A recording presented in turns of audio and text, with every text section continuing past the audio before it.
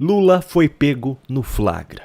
A principal narrativa que ele vinha utilizando contra o seu maior adversário nas eleições desse ano acabou de ser desmentida por ele próprio. Esse flagrante parte de uma matéria publicada na manhã de hoje, sexta-feira, dia 10 de julho. Mas nós precisamos ir muito além dela para entender como isso desmonta a farsa que Lula vem utilizando nos últimos meses.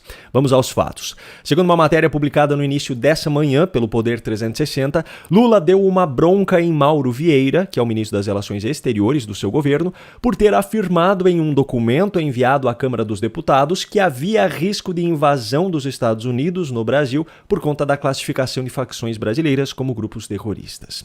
O documento em questão foi um ofício enviado pelo Itamaraty, que é o Ministério das Relações Exteriores, no dia 1º de julho. E nele, o ministro Mauro Vieira afirma explicitamente, em resposta a questionamentos feitos pelo deputado Evair Vieira de Mello, que, abro aspas, há a possibilidade do uso da força militar dos Estados Unidos em território brasileiro. Fecho aspas. O alerta presente nesse documento até foi noticiado pela imprensa, só que alguns dias depois. O ofício é datado do dia 1º de julho, mas as matérias saíram na imprensa somente no dia 6, ou seja, 4 dias atrás. Pois bem, segundo a matéria publicada hoje pelo Poder 360, Lula ligou para Mauro Vieira e disse que foi um erro o Itamaraty ter enviado esse documento em resposta ao requerimento do deputado. Ainda segundo o portal, apesar do ministro negar o acontecimento, a apuração confirma que a ligação realmente aconteceu e que foi em tom de reprimenda, ou seja, Lula deu bronca mesmo. Consta no texto também que a afirmação de Mauro Vieira de que havia risco de invasão desagradou o Planalto como um todo e também as Forças Armadas. Agora, por que eu digo que isso aqui é um flagrante que desmascara a principal narrativa de campanha de Lula contra o seu adversário? Muito simples.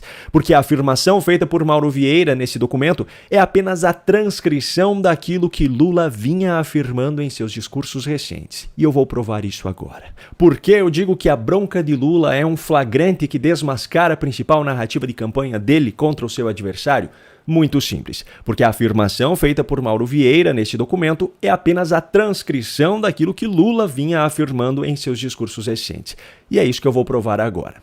O primeiro exemplo que eu separei é do dia 21 de maio deste ano, em um evento no Espírito Santo, quando Lula disse, antes ainda dos Estados Unidos classificarem as facções como terroristas, que qualquer um poderia invadir o Brasil. E ele mencionou Donald Trump como exemplo. Não é possível um país com 16.800 quilômetros de fronteira seca, um país com 8.000 quilômetros de fronteira marítima, um país com a maior floresta tropical do mundo, um país com 12% da água doce do planeta, um país que tem tanto minério de ferro, tanto ouro, tanto minerais críticos, tantas terras raras, que a gente nem sabe o que a gente tem, ficar desguarnecido como está. Qualquer um que quiser invadir aqui, vem e invade. Porque a gente não tem a segurança necessária, porque nunca pensamos nisso. Mas agora, depois que o Trump disse que a Groenlândia é dele, depois que ele disse que o Canadá é dele, depois que ele disse que o Canal do Panamá é dele, quem é que ele não vai dizer que a Amazônia é dele? Quem é que diz? Ironicamente, enquanto pregava a necessidade de proteger as nossas fronteiras, Lula contingenciava 4,3 bilhões de reais do orçamento da defesa, prejudicando diretamente as operações extras de monitoramento das fronteiras terrestres que estavam programadas para terem início em breve. Bom, dias depois, o governo dos Estados Unidos anunciou que realmente classificaria internamente as facções brasileiras como terroristas. No seu primeiro discurso após esse anúncio, no dia 29 de maio, em um evento no estado de Sergipe, Lula ainda acusou o seu adversário, Flávio Bolsonaro, de estar articulando nos Estados Unidos com Marco Rubio para uma intervenção americana no Brasil. Hoje eu estou muito triste, governador. Estou muito triste, senadores. Hoje é um dia para mim decepcionante. Eu vou virar para vocês. Eu estou muito triste hoje com a notícia de que o secretário dos Estados Unidos da América do Norte, um tal de Marco Rubio, disse que os Estados Unidos, disse que os nossos criminosos aqui são terroristas e que os americanos podem fazer intervenção. Nós não aceitamos ser tratados como moleque. Nós não aceitamos ser tratados como se fosse uma republiqueta. Eu tive 3 horas com o presidente Trump, 3 horas com ele. Entreguei 4 documentos para eles. Um deles era o combate ao crime organizado. O seu Marco Rubio não estava lá. Possivelmente porque ele estivesse preparado para ajudar um filho de um bolsonarista que é candidato à eleição aqui nesse país, que não tem vergonha na cara de trair a nossa pátria, de ir nos Estados Unidos pedir intervenção americana no Brasil. Que tipo de intervenção seria essa, se não uma ação militar no nosso território? Se não fosse isso, se fosse apenas o que está previsto na legislação americana para esse tipo de enquadramento, aí a narrativa de Lula de violação à soberania nacional faria menos sentido ainda. E eu ainda preciso colocar mais um personagem importante nessa história: a Globo.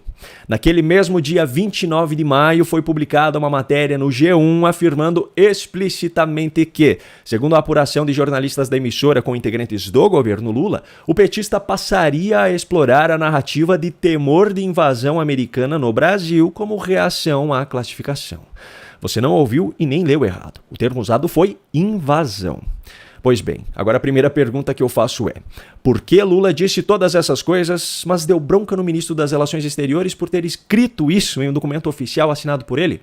Bom, a resposta para essa é fácil. É porque a Comissão de Relações Exteriores da Câmara aprovou na última quarta-feira a convocação de Mauro Vieira para explicar na Câmara esse risco apontado por ele no documento. E aí pegou no calcanhar de Aquiles de Lula: ter que explicar uma narrativa criada por ele. O petista quer ter o direito de disseminar suas narrativas desenfreadamente em eventos pelo país para o seu público, mas não quer ser obrigado a ter que provar que são verdadeiras. Obviamente, porque não são. Eu, particularmente, não descarto a possibilidade de uma eventual ação militar dos Estados Unidos no Brasil. E, sinceramente, acho que grande parte da população até gostaria disso para ver se finalmente alguém consegue conter a atuação das facções. Só que Lula vinha batendo nessa tecla sem ter fundamentos para sustentar a afirmação. E agora eu continuo perguntando: a partir de agora, Lula vai continuar usando essa narrativa de intervenção para acusar Flávio de ter pedido isso, sem ter como explicar na prática, ou vai abandonar a narrativa? Se abandonar a narrativa, como ficará a campanha dele à reeleição? Se for a história de traição à pátria do adversário, só sobraram resultados negativos mascarados por dados controversos do IBGE. Por falar em IBGE, se o presidente do Instituto for convocado também para prestar esclarecimento sobre a origem de dados tão incoerentes com a realidade sentida pelo povo, Lula também abandonará as narrativas do sucesso econômico do seu governo? E a Globo, que postou que Lula usaria essa narrativa, será incluída no inquérito das fake news?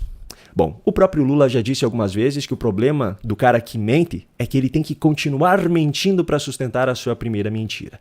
E se tem alguém que entende disso, esse alguém, definitivamente, é ele próprio. USA Brasileiras. Entre no site e saiba como adquirir o seu modelo exclusivo. Para mulheres de bom gosto e que são femininas. USA Brasileiras, o seu chinelo perfeito.